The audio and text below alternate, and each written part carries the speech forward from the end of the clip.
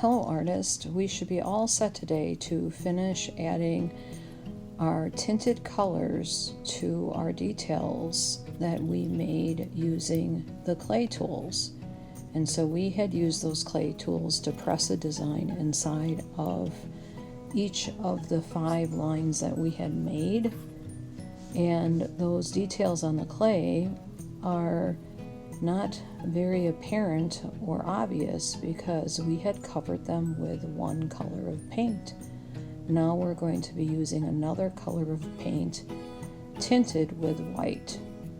So we started this last week. We used a piece of cardboard and put a bit of white paint on the cardboard and a bit of color on the cardboard and blended those 2 colors together to make a tint. So I'm going to continue that on this one section where I have pressed a line into the clay.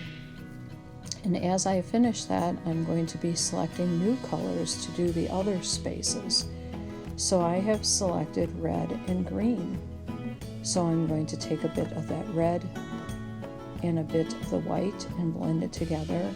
And now I'm painting in these details that almost look like fish scales that I've pressed in with the shape of one of my clay tools.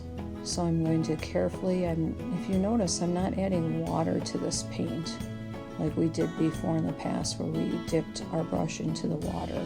But you may need to do that if you have a really deep area that you have pressed into the clay. So remember, our clay is now ceramic art because we fired it in the kiln. So I'm going to continue around my whole piece.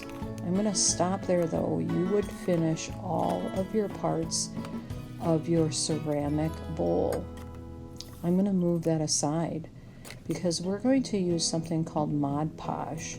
And Mod Podge is used as a gloss medium to make our bowl glossy and shiny.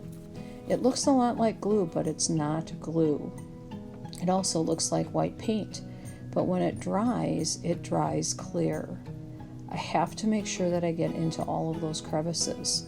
This is going to make our bowl stronger, and it's also going to make it shiny. So when it dries, it will dry clear. I'm going to do the back side and the whole front side and all the edges, including the feet of my bowl. And I'm going to continue that all the way around, spreading the gloss medium.